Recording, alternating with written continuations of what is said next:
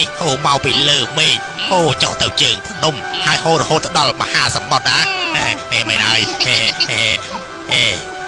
អ្នកទាំងអស់គ្នាតើណាហ៊ានហើយបើមានសមត្ថភាពចូលទៅក្នុងប្រភពដើមនៃទឹកទៅបើមិនរបួសខ្លួនទេពួកយើងនឹងគោរពធ្វើជាស្ដេចណាតែល្អដែរទេហ៎មិនហើយ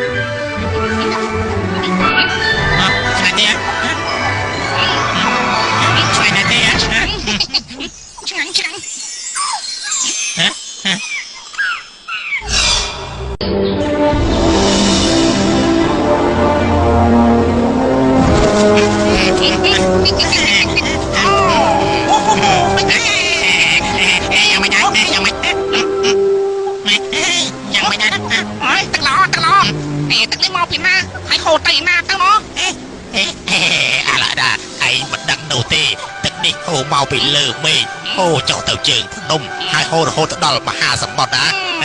មិនហើយ